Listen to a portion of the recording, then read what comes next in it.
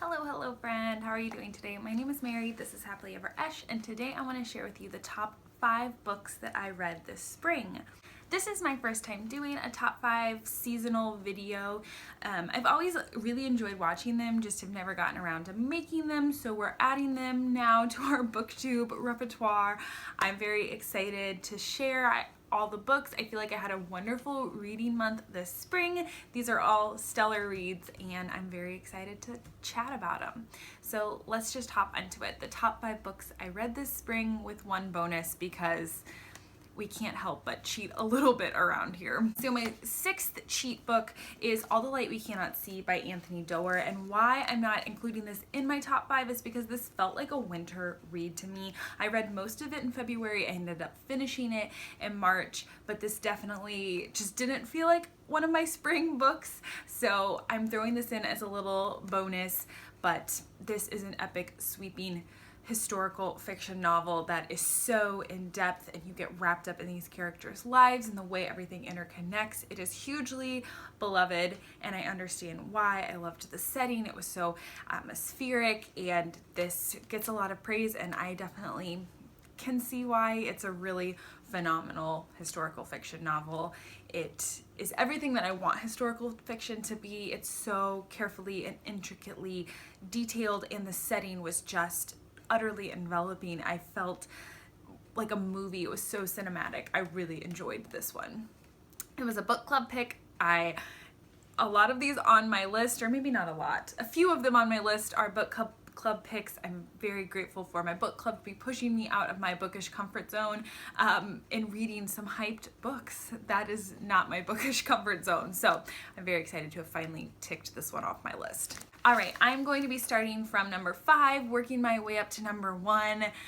You can probably, if you've been around on my channel for any period of time, will guess what number 1 is, but we're still gonna add the element of surprise working our way up. All right, number 5 is Ordinary Grace by William Kent Kruger. This is a coming of age story set in the Midwest, I believe in Minnesota. And we're following a family.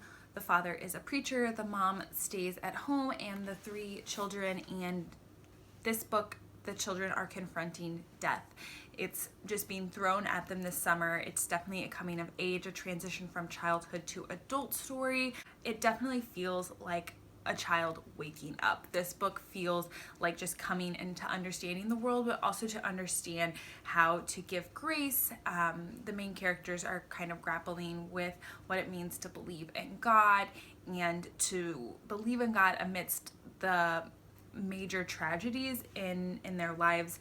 I really enjoyed this novel and I can't wait to read more of William Kent Kruger. I have this Tender Land and I'm hoping to read it this summer, but he's definitely a compellingly readable but also just very quiet author, and the way he explores characters is really beautiful, so I'm very excited to add him to my shelves and to continue to explore his backlist.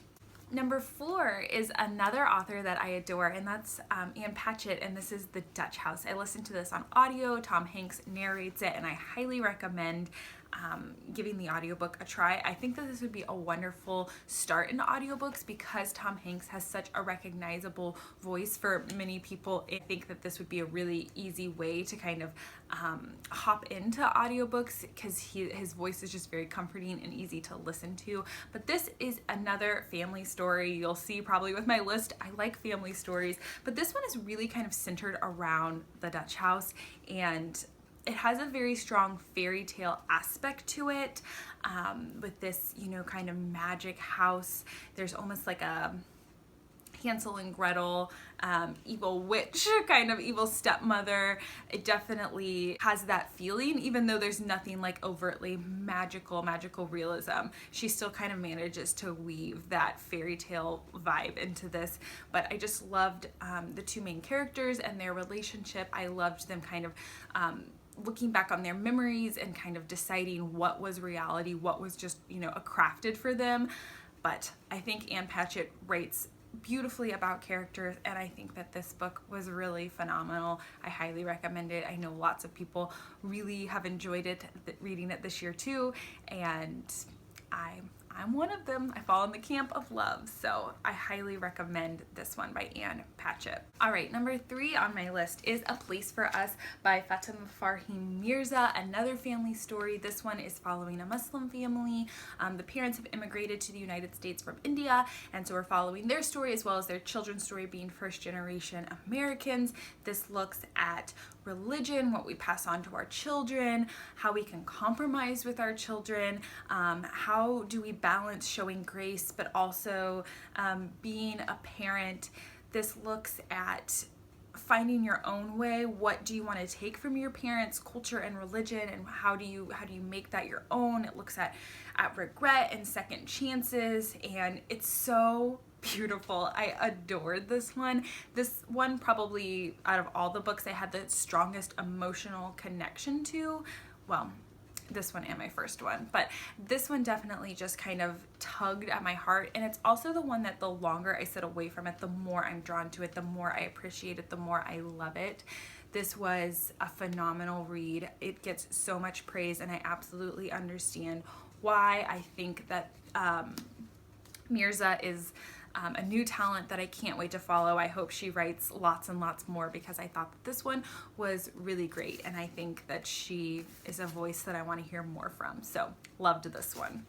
All right, number 2 is The War That Saved My Life by Kimberly Brubaker Bradley. This is a middle grade novel set in London and then the England countryside. I'm not exactly sure what town in World War II. We're following Ada, our main character, who was born with a club foot. She lives with a very abusive mother, and it's really just her finding herself, her dealing with her trauma, finding love and comfort in a new place.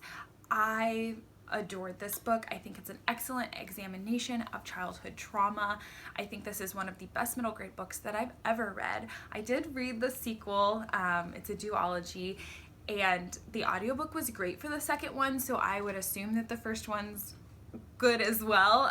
You can't hold me to that, but I really enjoyed the audiobook for the second novel in this series. But I think that this book is phenomenal. I want to read more of Kimberly Baker Bradley's work. I think she writes in such a lovely but also very simple way. It's so easy to get drawn into the writing. She draws her characters so believable. It's a stellar middle grade. I would recommend this to anyone. I think it's a phenomenal book, and I'm very glad I finally picked this one up this spring. And last but certainly not least, Sing Unburied Sing by Jesmyn Ward. I loved this novel. I've gone on and on and on about it, but I'm going to talk about it some more because I just found it to be stunning. This is a multi-generational family story. It's looking at trauma in the Black community in this family. It's looking at the South and race relations. It's looking at the prison system. It has magical realism elements, which is usually not my jam, but I absolutely adored it. It has one of my favorite relationships in this between the grandfather and his grandson. I thought that this book was stunning. I can't wait to read more of Jesmyn Ward's work. I think she will go down in American literature as being a giant. I think she's amazing. I am so glad that my book club chose this book, and I finally picked it up because it was stunning. It was breathtaking. I loved it. It was both poignant and gorgeously written and a page turner. It was phenomenal. So, number 1, Sing Unburied Sing. All right, that's it, friends. My top 5-6 of the spring season this year. What were some of your favorites that you read this spring? Did you have a good reading spring? Did you not? I'd love to chat it all with you down in the comments below. Thank you so much for watching. Please like this video if you enjoyed. Please subscribe if you'd like to see more bookish content from me. I'd love to have you here around on my channel. I hope you all are doing well. I wish you lots of great reading this summer, and I'll talk to you later. Bye.